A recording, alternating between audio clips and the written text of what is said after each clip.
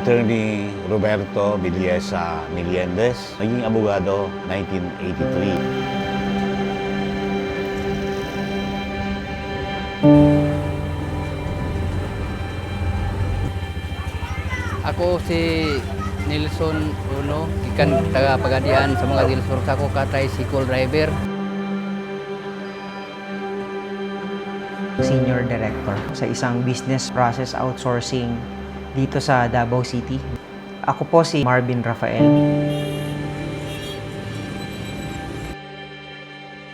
May Amor Cagas, tatrabaho po ako sa pharmacy.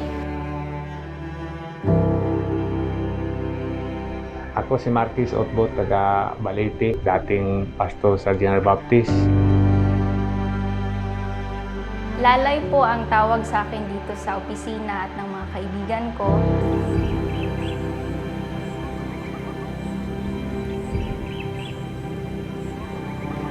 Salvador Bato Mangay, mag-uma, og nahimo pod nga dato sa lumad, og nahimo yung pastor.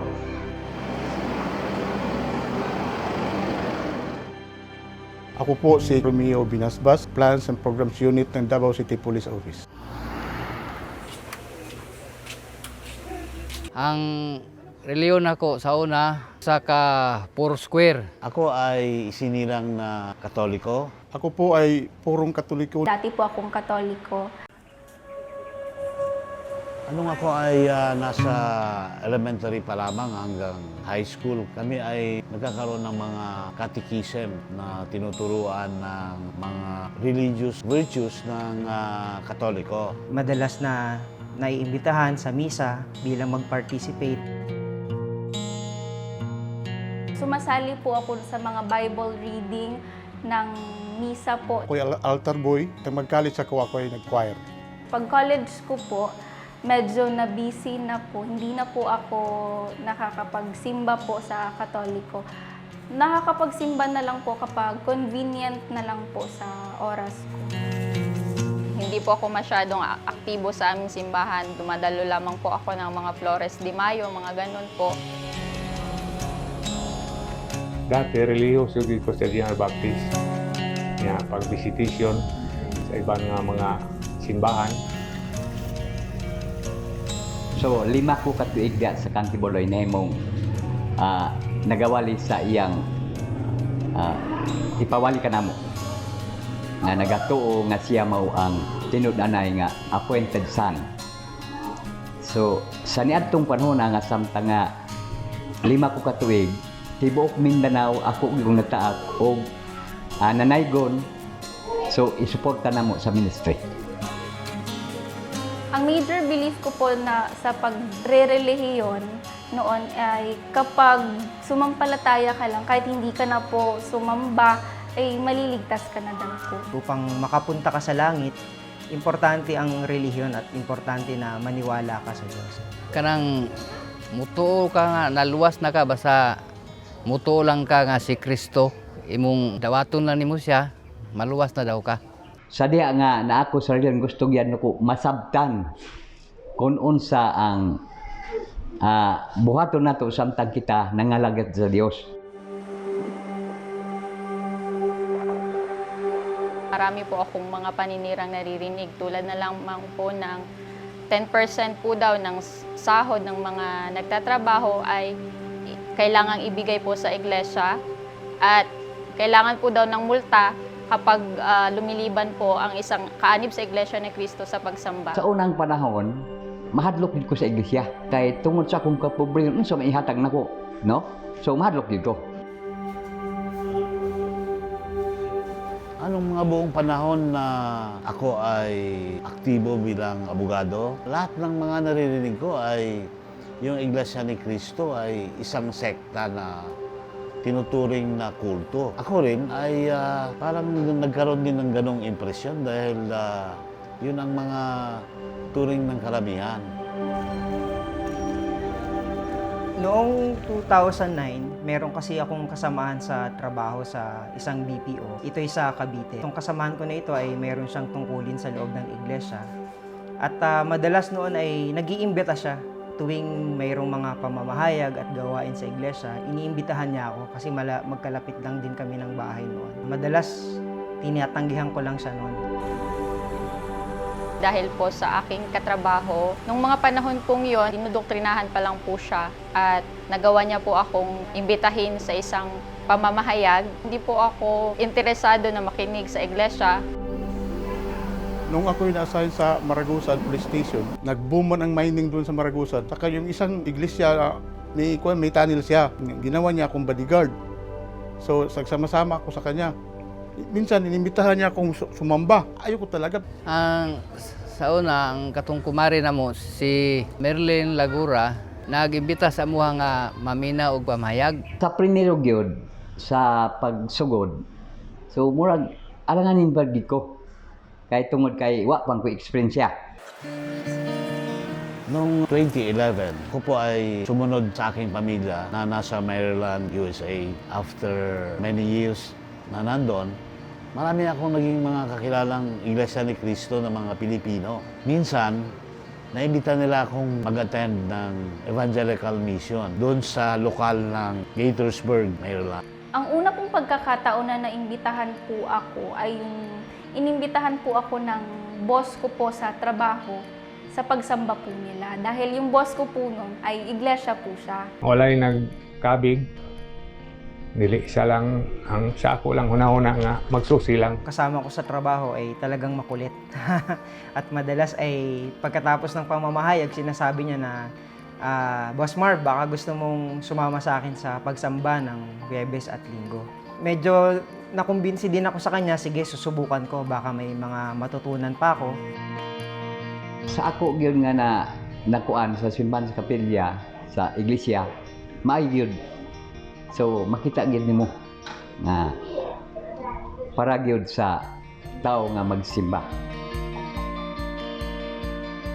Ang una kong impression sa pag-attend ko sa INC ay napaka-formal. Maayos po ang kasuotan ng mga taong dumadalo dito. Napansin ko po na may mga gumagabay doon sa mga papasok para po mapanatili yung kaayusan. Hiwala yung upuan ng babae at saka lalaki. At yun ay hindi parehas hindi katulad sa Katoliko na naghalo-halo lang yung babae at saka lalaki. Wala pong mga ribulto. Una kong pagdalo nung evangelical mission, agad-agad kakaiba ang aking feeling. Kakaiba yung aking obserbasyon sa mga kaanib ng iglesia. Mahusay, i-deliver nga nahusay gyud ang pag-deliver sa mga sitas. Ginabasa nga kanang tinaw, dili paspas. Nga gi-emphasize kung masabtan gid nimo. Sa akong pagsulod gyud, so nakaingin ko ka maunag yun ni ang tinuod. Ang pinakamalaking pagkakaiba na napansin ko, unang-una, sa loob ng iglesia, lahat ng tinuturo nila ay tungkol sa Biblia. Galing po talaga sa Biblia. Sa iglesia po, lahat po talaga nanggaling sa Biblia. Lahat ay galing sa talata ng Biblia. Hindi opinyon, hindi interpretasyon, kung hindi yung salita ng Diyos ayon sa talata ng Biblia. Sitas por sitas. Abang sa Katoliko, isang sitas lang. Magkukwento na yung pari. Parang opinion niya na iba't ibang opinion nila sa mga pari. Di katulad sa iglesia na iisang turo lang talaga, sitas por sitas. Samantalang sa Katoliko noon, ang napansin ko madalas ay paulit-ulit yung kanilang mga ipinapangaral sa misa. May Biblia nga po sila pero ibinabase po nila sa kanilang mga experience ang kanilang pag-i-interpret ng mga salita ng Diyos. Naagi kalahian ang pagtudlo kay nganuman imong masabtan ikaduha dili musiman sa Biblia. Kung unsa ang nahipatik sa Biblia mao gyud dagin sa kinatudlo. Ang pinaka-turning point ko talaga ay napansin ko na ang lahat ng tinuturo sa bawat pagsamba at sa mga doktrina ay ang totoong mga bagay na makapagdadala sa akin upang maligtas at makamtan ang pangako ng Ama na kami makakapunta ng langit. Akong kuan, nahuna nga magpadayon jud ko sa pagtambong pagdoktrina para mahuman ako ang doktrina ug mabautismuhan ko nga mahimo akong iglesia. Kay diha ako nakita ang diha ang tinuod ba nga naang Ginoo ug nagyud ang kaluwasan. Una nga pastor pa mi, nag-angkon sad mi kaluwasan. Mauna ginawali namo. Gani gipadawat namo si Kristo. Dawata si Kristo nga imong personal man luwas. Kay luwas ka. Pero sa pagkaroon di ay mao. No? Kay naay nagaingon nga daghang musangpit kaniya apan ang Dios wala makaila.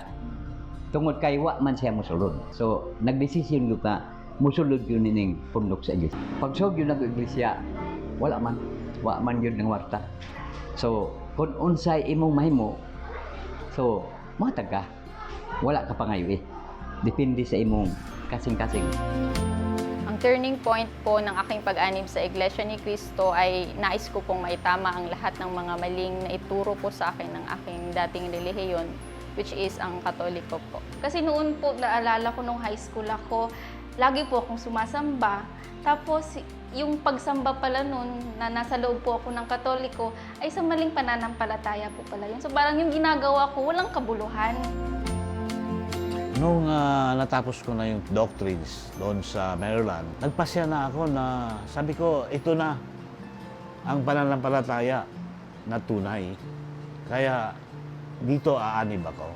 Gusto na ko nga sa taas nga higayon nga ako nagpasto, wa man na ako makita dito pero sa karon buo-buo na gyud nga mag-iglesia na gyud ko. Kay diri na gyud ang kaluwasan. Sa pag-anib ko po sa Iglesia ni Cristo, marami pong mga pag-uusig na naranasan. Inusig po ako ng nanay ko nang nalaman niya po na ako'y naging Iglesia ni Cristo. Sinabihan niya po ako na na-disappoint po daw siya sa akin. Tapos, makakarma po daw ako kasi tinalikuran ko po ang dati ko pong relihiyon. Ang sinasagot ko lang po sa kanila is sa iglesia ka lang po na ramdaman ang totoong relihiyon po. Yung mga kamag-anak ko noon, nung nalaman nila na ako'y sumasamba at nag-aaral sa iglesia, mariin silang tumututol dito. Sapagkat nakita ko po na dito ko po matututunan ang mga bagay na dapat kong malaman sa mundo at ito po yung nakapagbibigay sa akin ng tamang gabay sa tamang pamumuhay, ay pinagpatuloy ko po ang aking pag-aanib sa loob ng iglesia. Kanang nasa relihiyon ra po.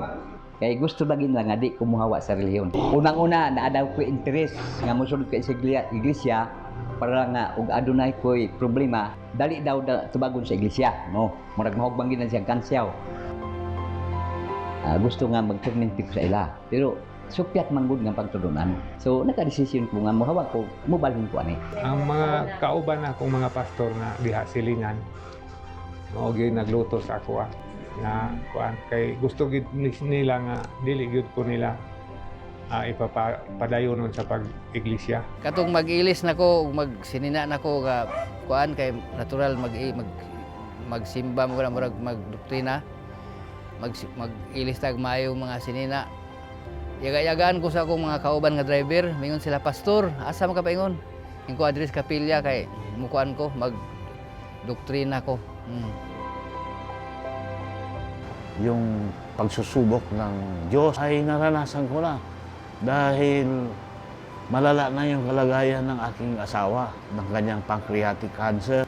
Nasunog pa yung bahay namin sa Gaithersburg. Nasa matinding kalituhan ako. Pinagpatuloy ko yung aking pagsuri sa iglesia. Yun ang nagbigay ng pag-asa para ako ay magpatuloy kahit na hanggang pumanaw na yung aking asawa, umuwi na ako ng Pilipinas, tuloy-tuloy kong pinagpatuloy yung hanggang ako ay makatanggap ng banal na bautismo. Yung mga classmates ko po, inuusig po ako. Kasi bakit daw ako magiging iglesia, maraming bawal doon. Nanindigan ako na maging kaanib sa iglesia dahil sa iglesia ko na unawaan na ang Diyos ay mayroong pangakong kaligtasan. Nanindigan po ako sa pag-anib po sa Iglesia ni Cristo dahil mas naliwanagan po ako sa aral na itinuturo po sa loob ng Iglesia ni Cristo. Nung nalaman ko po at napag-aralan po sa pag-iiglesia po, mas naliwanagan po ako ng Iglesia ni Cristo. Yun po yung totoong relihiyon na makapagbibigay po ng kaligtasan sa tao. Kasi sino ba naman po ang hindi gusto ng kaligtasan? Dugay na kong nangita sa tinud-anay nga relihiyon, so diri gyud nako nakitaan sa iglesia. Ang apas gyud nako diha kaluwasan. Maura gyud na og ikadua tinud-anay nga relihiyon ug tinud-anay nga pagpangalagad. Ganang dugay kong nagpastor pero wala gid na ako na-expect nga katong relihiyon nga akong gikuan timo na gitoy tinuod. Padayon ko pagka-iglesia, usag yun akong ang hinungdan diha para sa akong kalag, para sa kay at tanang tao gyud no, may katapusan mamatay.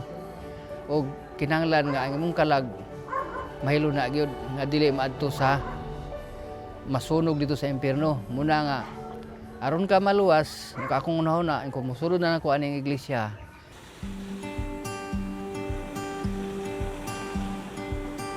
Isa po sa napakasayang araw ng aking buhay po ay noong nabautismuhan po ako sa lokal ng Malvar noong February 18, 2017 po. Nabautismuhan ako noong January 29, 2010. March 16, 2016. atong Hulyo 28, 2018. November 30, 2019, nabautismuhan ako sa Mintal, Davao City. Nabautismuhan po ako noong October 31, 2015. O September 7 o gibautismuhan. Talaga namang napakasaya ng araw na yon sapagkat napakatagal na panahon din na ako'y sinusubok, halos 6 na buwan na talagang aking pinag-aralan ang mga turo sa loob ng iglesia. Sobrang saya ko po kasi po sa dami po ng pag-uusig, sa dinami-rami po ng pagsubok bago po ako mabautismuhan ay nakarating po ko sa puntong naging ganap na kaanib sa Iglesia ni Cristo. Lipay kay ko, manahimo kong iglesia. Wala ko niingon nga, ako nagmahay ba nga, nakasulod ko ni ini nga, relihiyo nga, iglesia ni Cristo. Kung mabautisman ko, unang-una kalipay.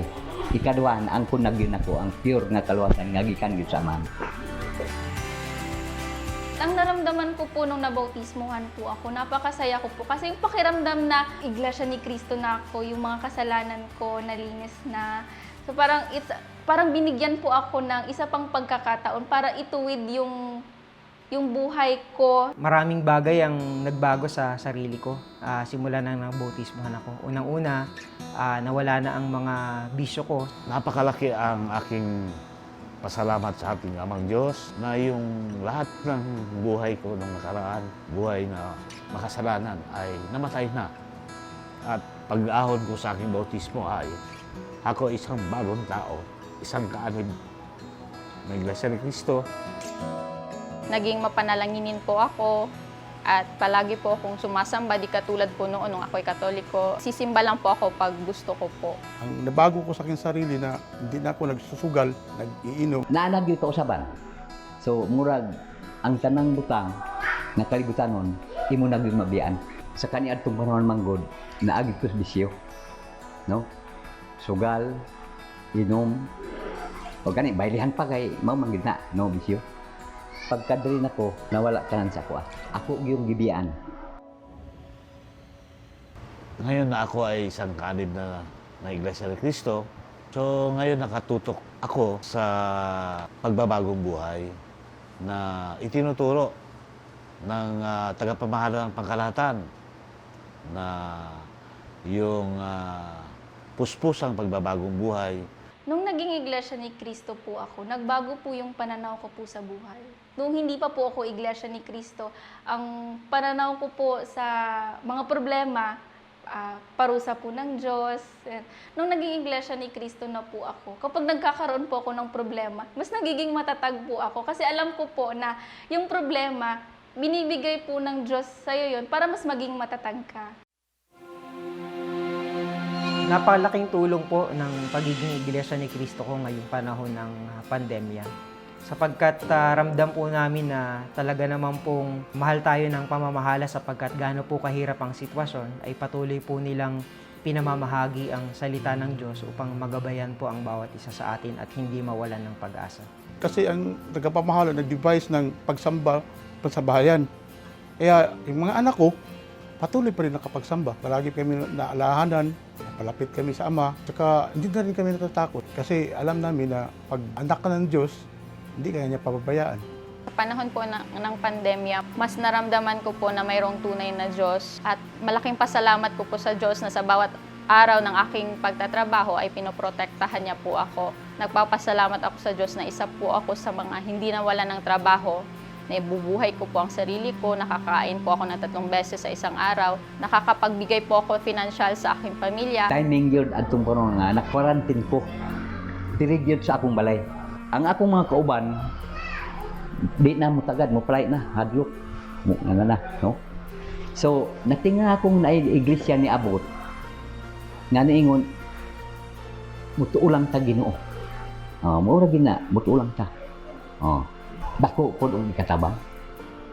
Unang-una ang espiritual. Kanang pagwali ug pagtudlo. Dako gyud na siya ikatabang sa akong pamilya ug ako.